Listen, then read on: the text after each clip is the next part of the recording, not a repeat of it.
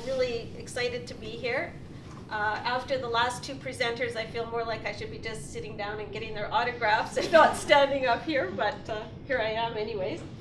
I have a few things to share with you this morning, most of which he already told you, so my life is pretty uneventful. I have been coaching gymnastics since I was about 12, and so that's a little bit more than 40 years, but we won't go into that at all. I originally started all sports at the Y, which many people did that were my age. My mom was a swimmer. She was a Canadian champion, and so I was supposed to be a swimmer. I started at junior gym and swim at the YWCA, and I went faithfully, no problems, all the time. And at the end of the year, we had a test, and my mom was like, oh yeah, because I've been swimming since I've been, in diapers pretty much. And when we got our test results back, my mom kind of found out that I didn't pass, and she's like, how can that be? And I'm like, well, I didn't go in the pool. So the water was so cold, I didn't go in the pool the whole year. So that took care of swimming. So gymnastics it was. I watched, like Mel, my parents had a big influence on my chosen career. I watched my parents get up every morning at 4 o'clock and take my cousin to the rink. It was also freezing. Sometimes we had to go, and we went year after year. They faithfully got up. He faithfully got up, and he eventually played pro hockey with Philadelphia. He played with the Jets, and he coached for the Jets. So coaching was sort of a natural thing. Athletics was a natural thing for me. And I ended up in gymnastics. I don't know why. I played badminton. I loved it. I played volleyball. I loved it. I did gymnastics. I sucked at it. But I kept going. I don't know why. It was just something that I liked about it, the challenge, the fear. And anyways, so here I am today, still in gymnastics. I did go to Canada Games in 1971. I believe that was the second ever Canada Games.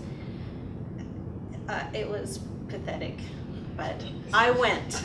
As Glenn Roy said, some people go because they want to be the best. I just wanted the clothes. So,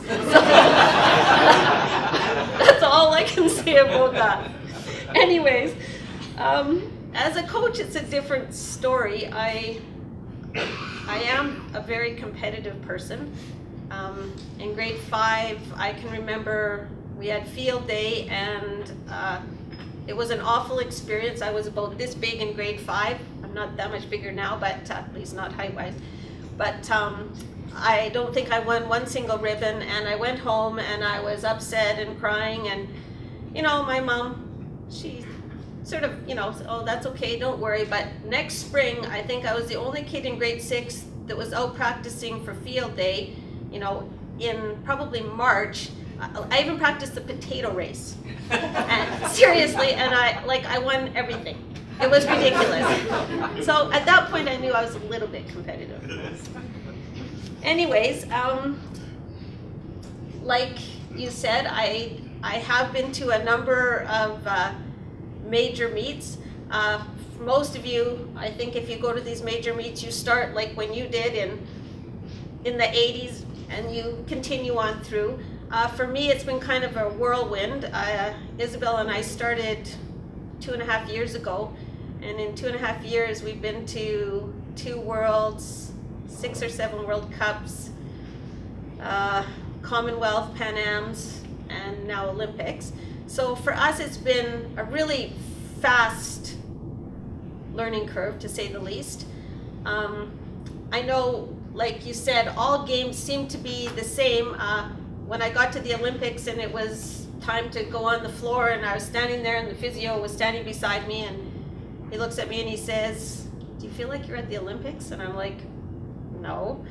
It was the weirdest feeling. And then you walk out and you have your competition. And it's the same feeling that you get. It's a little more terrifying, but it's the same feeling that you get if you're at Canada Games, or even Western Canada Games, or even any competition that you have something invested in. if you're coaches, you want your kids to do well, and that feeling doesn't change no matter what the competition is. So if you think it's going to get better or more exciting, or you're going to get less nervous, that's not going to happen. So just prepare yourself for that. My mentors really, I just kind of hung around gymnastic circles. My coach was coach of the Canadian team many years ago. She traveled to Russia and Romania and places like that when they were behind the Iron Curtain. Every time she would go to a training camp, I would go to a training camp. Like Mel said, lots of times I had to pay for it. Lots of times I slept on the floor in dorms.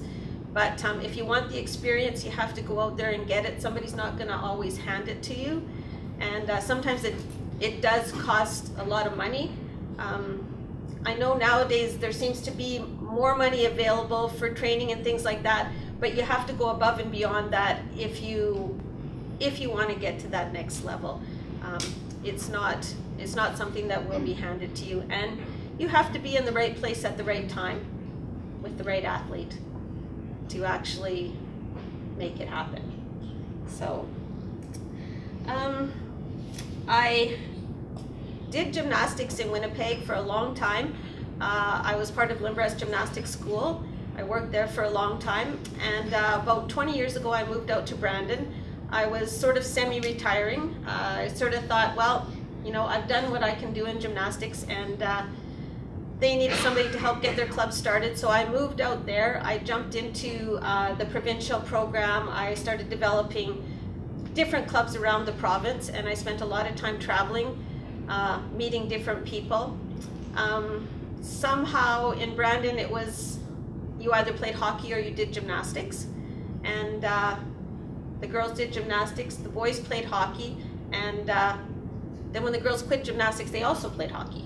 So it's a different feel in a small town in Manitoba.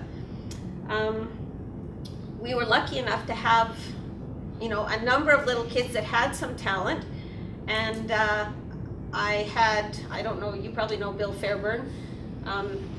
He was a hockey player, but his daughter did gymnastics, and she sort of started out coming to the gym a little bit, and eventually she wanted to go to Canada Games, and I'm like, okay, well, we'll do that. But as you probably know, once you have one athlete, they get to here and you think, okay, well, this is it, after her, I'm retiring. Well, then the next one, unfortunately, has already slipped in, and it's like, uh-oh, now I have to stay for this one. Well, I think Isabela was about 25 down the list from there, but it's just like, oh my God, here we go again. So I think once it's ingrained in you, if you really enjoy coaching, you're going to do it for the rest of your life, no matter what, and no matter what the sport is. You have to have a passion for it. You have to be willing to set everything else aside, and you have to love the kids. Most of all, the respect you have for your athletes is going to show in their performance. If you don't respect them and they don't respect you, then it's not going to work for you at all. You can want to be the best in the world, you can know more than anybody else, but I've been through that path. When I was younger, I thought I knew everything. I had all the knowledge. My first group was phenomenal. We went to national championships. I had 5 kids place in the top 10, and we almost beat Ontario, which at that point in time was just crazy. And I went from that to the next year going to Elite Canada thinking, yeah, God, I know this. I got this. And we went to Elite Canada, and yeah, it was a disaster. I don't think we had one kid place, and all the kids were unhappy, and I thought at that point in time, okay, I got to do something different if I'm ever, going to have an athlete. I didn't like the person that had made me, and so I had to totally change my thought process and look at it from the athlete's point of view. I know most of you are probably involved in team sports. I'm involved in a very individual sport. It's much younger, I would say, the age. I don't know about diving and swimming, what age you start at, but our kids start at a fairly young age, For me, a little later than most kids in the country, but we really, if you want kids to stay from the time they're 6 to the time that they're 16 when they can actually do something, you still have to make it fun and enjoyable, and it can't be all about the competition. Canada Games is just sort of a start for most kids in gymnastics, and you know, it has to be an enjoyable experience. Yes, you want them to do as well as they can do, but they also have to enjoy the experience so that they're going to be around when the time counts. As far as Isabela, her start didn't get started at Canada Games. In 2011, she didn't make the Canada Games team, and she was mortified, in her words, and devastated. And at that point in time, we sat down and had a talk about what she wanted to do. She was 12, I think, thereabouts. And she pointed up on the wall to Jenna Kurbis, and she said, well, I want to get a jacket like, speaking of the clothes again, we're all clothes oriented at our gym. I want to get a jacket like that girl up there on the wall. And I'm like, oh, great. Like, I don't think that's even possible. Anyways, she did prove me wrong, and I think we have about 500 jackets now, so, you know, you have to kind of be careful what you wish for. In the last 5 years, once Isabela decided what she wanted to do, we figured we had a lot more to learn. So we went down to the States, as much as that doesn't seem like a good idea to most people. We did go down to the States, and we worked with coach, I don't know if any of you know Dominique Dawes. She was an Olympian in '96. We worked with her coach for a couple of weeks, because we thought, you know, like everybody says, there's a magic formula, like somebody's just not telling you how to do this, you know. And so we spent 2 weeks there, and I'm telling you, it was the longest 2 weeks on the face of the earth.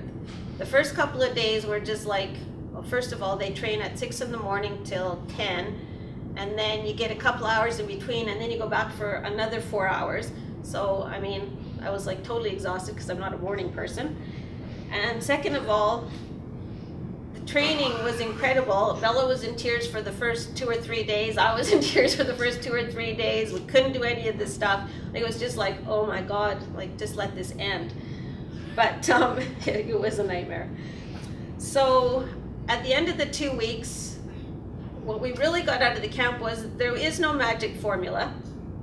Nobody's keeping any secrets. You don't have to be a rocket scientist. Kelly Hill knew nothing about gymnastics when she started.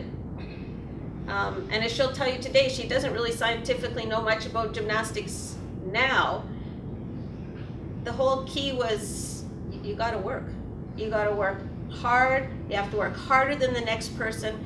You can't ever give up. You always have to give 100%. And if you're willing to give 100% and you have basic talent, you should be able to excel in your sport. So it was kind of an eye-opener for me. I just thought I never knew enough about gymnastics or enough about sport. But since we came back from there, Bella got invited to a few training camps nationally after that, and people always laugh at her that, well, she has no off button.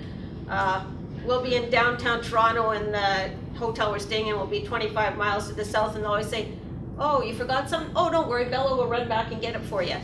Because she's the kid that's running around the floor before the competition. I mean, it's constant.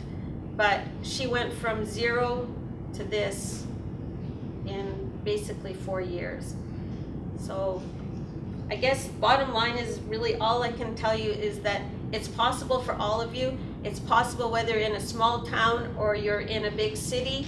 It's possible to get somewhere from Western Canada, especially Manitoba. I know that's not always the thought. We always say, you know, Ontario, Quebec, BC. And if you keep saying that, you won't get any better. You have to honestly believe that you can be as good as everybody in those other provinces. You can't say it's not fair. You can't say they have more money. There is no excuse. You have to just get out there, work your butt off, and say, you know, we're gonna go for it, and this is it. Basically, that's my road to Rio. Thank you very much for inviting me.